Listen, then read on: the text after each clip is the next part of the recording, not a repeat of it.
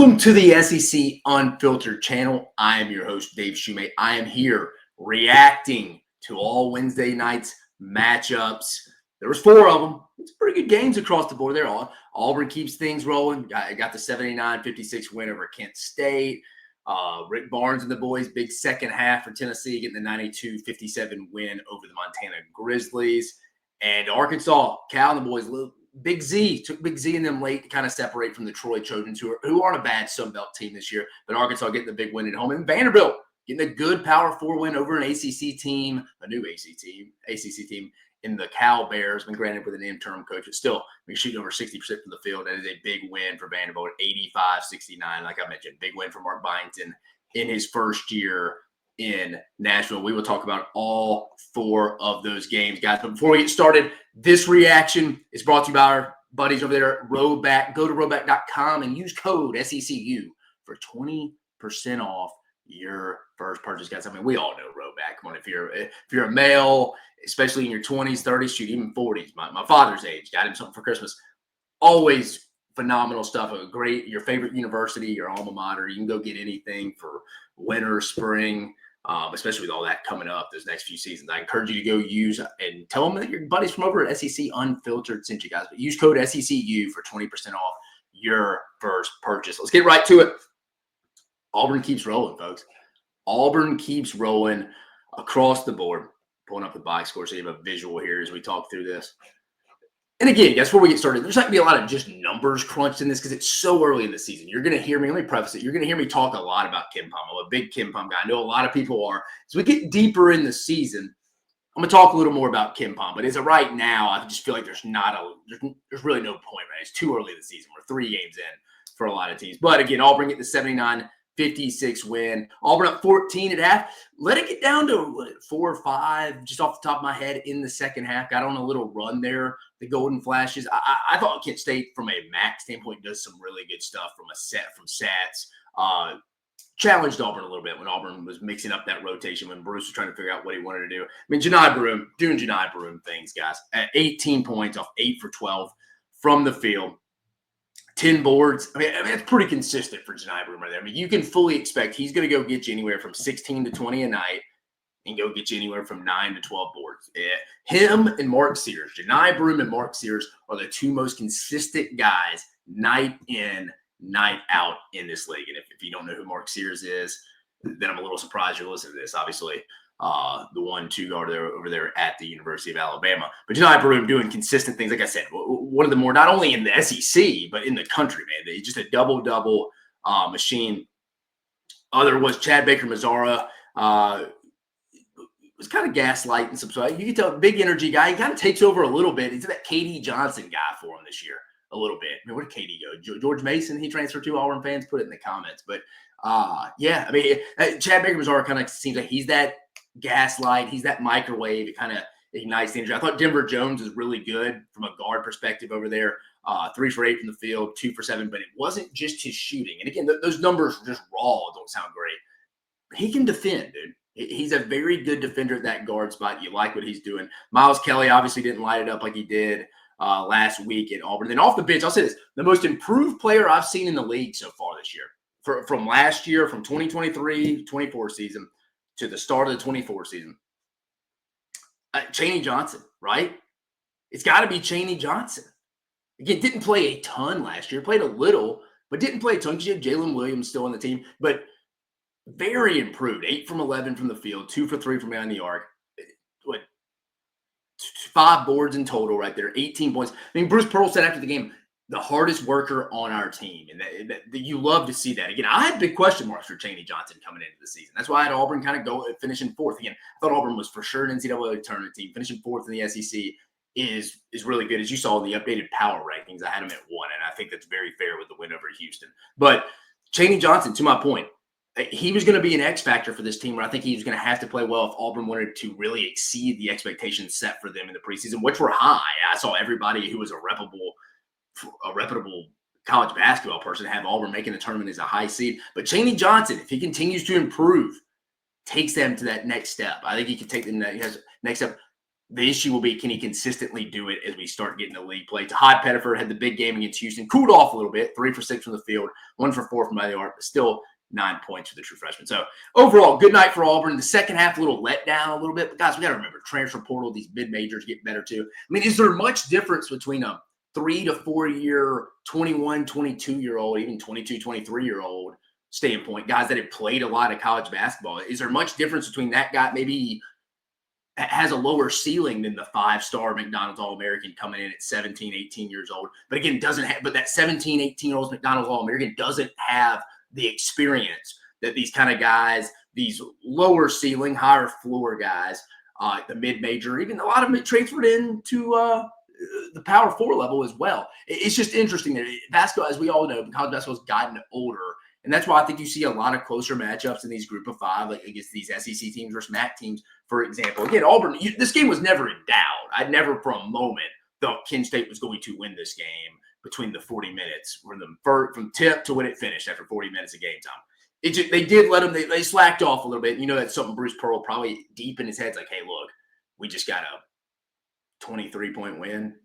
But, hey, I still have film I can go show my team that we need to improve on. All coaches love, hey, man, great win, guys, but they love that. They love to have stuff they can work on. But Auburn, again, getting the 79-56 win. Big win for them. Auburn's got North Alabama, I believe, Tuesday before they head to just a loaded Maui field. One of my probably potentially, it's one of the better Maui fields we had in quite a bit. I mean, you got Memphis is on the Auburn side of the bracket. They'll open up with Iowa State, who's going to be a phenomenal matchup right there.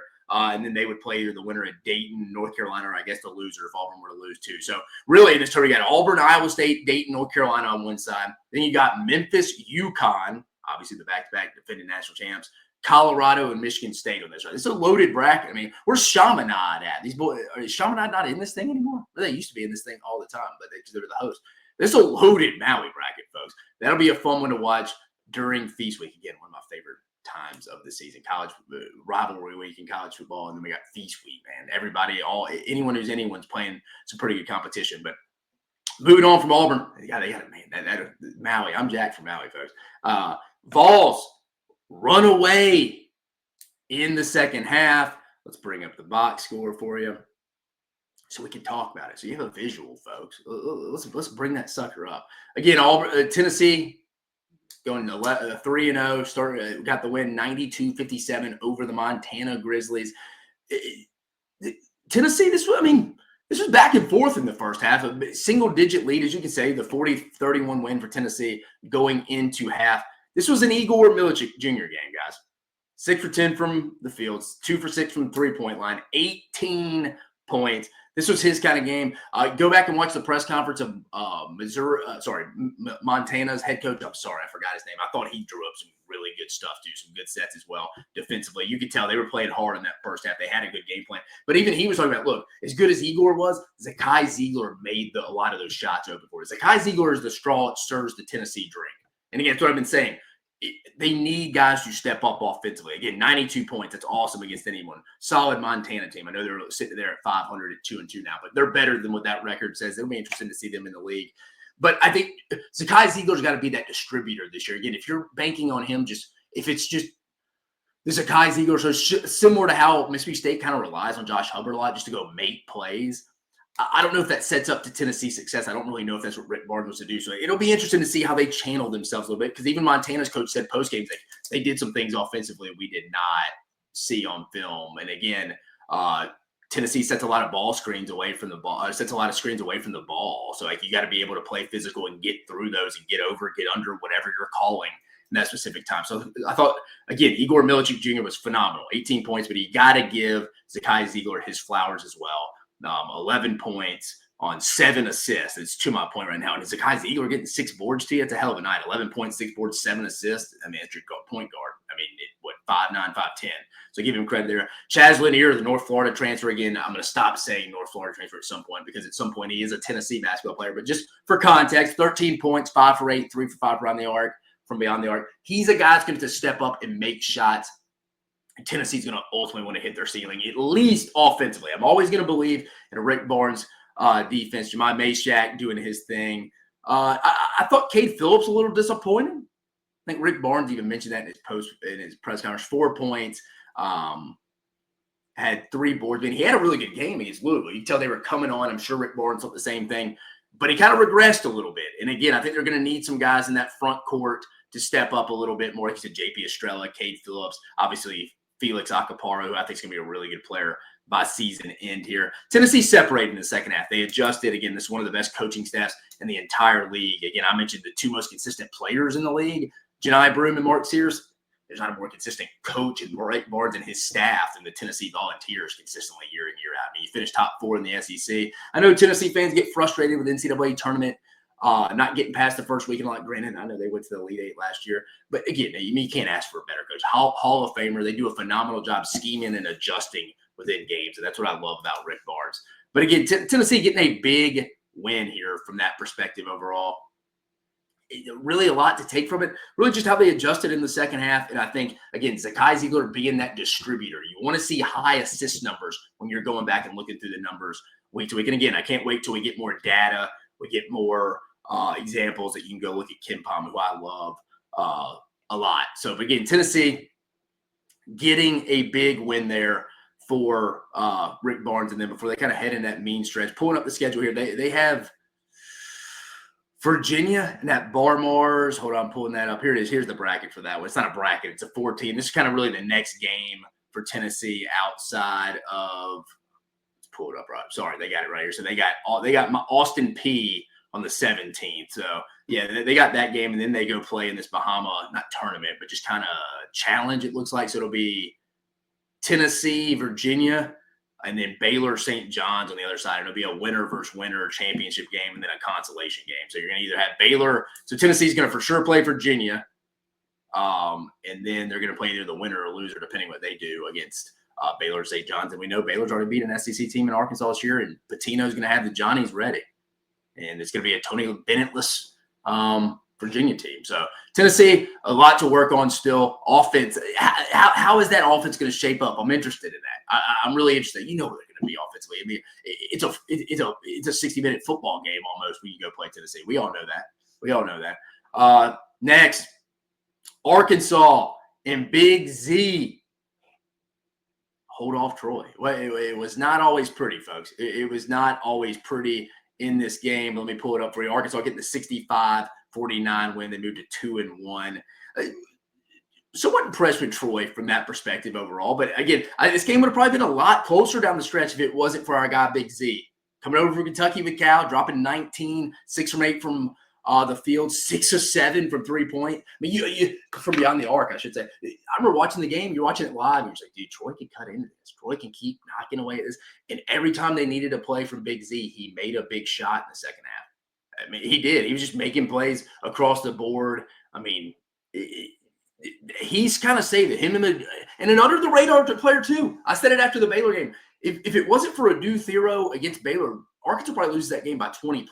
He kept them in the game. Another 19-point performance, 8 for 15 from beyond the arc, 1 for 4, 7 boards. That's another X factor. That's another. I said going into the year, DJ Wagner, who again was scoreless, didn't score a point, 0 for 4, 0 for 2 last night. I said he was the X factor for Arkansas to ultimately hit their ceiling. He's not really playing like it right now. Can you see the improvement coming over from Lexington? But Adu Thero is a guy that's producing right now that I don't think we anticipated him producing like he has. And again, it's early. It's middle of November, folks. We got a long season ahead. But right now, it looks pretty good. Trevon Brazile went down and looked like an ankle sprain. He didn't play a whole time. He only had 9 minutes. But again, I think Boogie Flanny, one of the better freshmen in the league, Nelly Davis, he's still got to get a little comfortable. I really just don't know about this Arkansas bench. I don't really trust Billy Richard right now. He will be a phenomenal player, but he's just a freshman. And then Carter Knox, again, I like him. He will be a really good player, rangy player. Just right now, it's not right there. Then Jonas Adu, I think, still a minutes thing. They're trying to get him deeper into non-con so he can be healthy when they get into conference play in January. I like Arkansas, but I just don't know where the offense is really going to come on, man. I mean, again, these numbers – you only scored 65%, but the percentages aren't bad. I mean, you shot 42%, 43% basically from the field and 43.5% from three-point range. Only shot 50% from the free throw line. That's not going to work. But still, it just wasn't getting a lot of shots off. I mean, that's really what concerns you a little bit. Going to the team stats here. Total total turn. I mean, geez, Troy, 24 turnovers. I mean, you can't even make that up. I mean, Arkansas's at 14 isn't good. That's going to lose you a lot of games if you're in that 12 to 16 range turnover-wise against decent teams. But 24, you have no shot. I mean, think about it. Arkansas only scored 65 points off 24 turnovers. That scares you offensively. I mean, it has to, right? It has to scare you a little bit offensively. So still a lot to work on offensively. I think the defense is going to be there, but to rely on Big Z to go 6 for 7 from beyond the arc so you can separate late in the game, I don't know if that's a sustainable model. Let's move over to it now. Going to Arkansas schedule. Just who the Razorbacks got next. They play Pacific on Monday. The next Friday they play Little Rock. And then they'll play Maryland Eastern Shore, a feast week. And then they play the Thanksgiving Day game in Kansas City at the T-Mobile Center against Illinois. So that's kind of the next week for Cal. So at his press conference, he was asking who we play next. Coach, just to let you know, I'm sure you know this, you play Pacific. You play the Tigers on Monday. But the next big one is against Illinois. And I really don't even know how good the Big Ten is. Arkansas needs that one because I don't know how good the Big Ten is. I guess we'll find out truly how good the Big Ten is on Friday when Alabama heads to West Lafayette and plays Purdue. Now, granted, the Big Ten, Ohio State already has a win over another SEC team in Texas to start the year. But again, I really question on the Big Ten. But my point being, Arkansas needs to win that game in Kansas City against an Illinois team. It's not as good as they were last year, at least right now in the moment. That's all that matters in college basketball. Vandy gets a big win over Cal. Give Mark Byington and the boys their credit. Give them their flowers, folks. I mean, the shooting percentage of this Vanderbilt team last night was through the roof. I mean, let's go right to the team stats here. I mean, they shot from the field. I mean, at halftime, it was 62%. It went down 52% because it had to. You can't sustain that. The 98 Bulls, the 96 Bulls couldn't sustain that. I mean, the Golden State Warriors couldn't sustain that. 52% from the field. Three-point line's got to get a little better, and I think they know that. I was chatting with some Vanderbilt folks yesterday, and they're very aware they got to get a little better from that perspective. But overall, though, 85 points. You hold Cal with an interim coach, ACC opponent, who's 2-1 now to 69 points. Not terrible.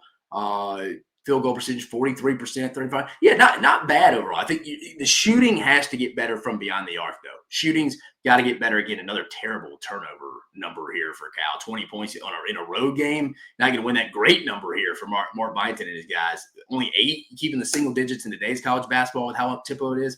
You will take that. Vanderbilt dominated this game from start to finish. As you can see, biggest lead, 22 points. Largest lead, 0. Cal never led in this game. I watched a decent bit of this, went back and watched the highlights, watched the last really 10 minutes of the first half of this one. I think the guy, if you're Vanderbilt here, that you got to be excited about is my guy. Tyler Tanner, the true freshman from the Nashville area. I think he was the number one. I think he was the Gatorade Player of the Year in the state of Tennessee. 14 points, 6 of 8 from the field, 2 of 3 from the three-point line. You'll take that. And for Vanderbilt to overachieve this year, in Byington's first year, they're going to need a guy like Tyler Tanner to step up. I mean, the best player right now is probably A.J. Hogard. I remember we all remember him playing for Tom Izzo at Michigan State. Felt like he was at Michigan State since I was in middle school. Finished with 9 points. He's the veteran guy. Has played a ton of basketball as well. But even Devin McLaughlin, 16 points, 7. I mean, everybody, it's just a pretty good shooting night for Vanderbilt across the board, though. But Tyler Tanner is the interesting one.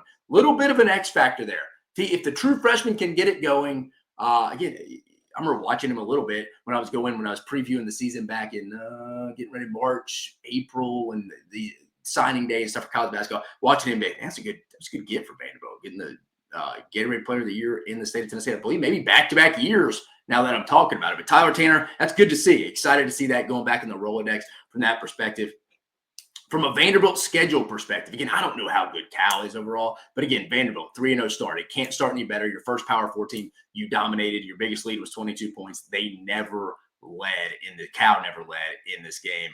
For Vanderbilt, you really got Jackson State coming to you on Saturday. Then you go to the Charleston Classic starting November 21st. So they'll be in that just the week ahead. The Charleston Classic, which has teams in it from it's Drake, FAU, Miami, Nevada, Oklahoma State, Seton Hall, Vandy, and VCU. The Rams are in it. So it's a pretty good bracket right there. So that'll be the week. That's next week. So they'll be in that Classic It's November 21st, 22nd, and the championship and the other games will be the 24th. So this is not feast week. This is next week. So Vanderbilt gets right into it. Yeah, it's within 6 days, 14 hours, 34 minutes, 40 seconds, according to the countdown on the website. It's a pretty good field, though. Like I mentioned, Drake, FAU, Miami, Nevada, Oklahoma State, Seton Hall, Vandy, and then VCU. Usually some of those classics sometimes are just not very good. But that's a good one there. You got to be fired up. That was a good win. I was interested in watching them last night. So that's why I made it appointment television, guys. But again, 4 key matchups across the SEC. The SEC goes 4-0. I'm reacting to it. Auburn keeps doing Auburn things to start the 2024-2025 campaign for Bruce Pearl and the boys, getting a big win over Kent State. Vols run away in the second half. Get a good win over Montana. Arkansas, Big Z late helps them kind of push them over the edge to beat Troy. I mean, it wasn't a great offensive performance. Again, Troy had numerous turnovers, and Arkansas did not put up a ton of points. Like I mentioned, 65 points across the board. And then Vandy, Mark Byington getting his first Power 4 win over an ACC team in Cal in Memorial last night. Dominant performance. They were shooting 62% at the half, finished with 52%. Phenomenal game across the board for Vanderbilt. Remember the name, guys. Tyler Tanner, Mr. Basketball, Gatorade Mr. Basketball in the state of Tennessee. I believe back-to-back years for sure one. He's someone to watch for Vanderbilt. But, guys, I'm your host, Dave Shumate, reacting to Wednesday night's SEC basketball action. I will be bringing you reaction videos all year long, guys. There's no better time to be following us at SEC Unfiltered, just in general. Outside of myself and college basketball, I encourage you to go hit the like, subscribe, hit that notification button. Go give me the follow at Mach10 Sports. I'm your guy here from the SEC Unfiltered channel from a basketball standpoint. But again, we're in the midst of college football as well, guys. Again, I'm assuming you're probably a pretty big college football fan as well. We even have baseball. We cover the big 3, football, basketball, and baseball. We'll have all of that coming at you guys. But go give us the like, subscribe, hit that notification, rate, review us, tell us how we can be better. But love bringing y'all the content. I hope you all have a wonderful day.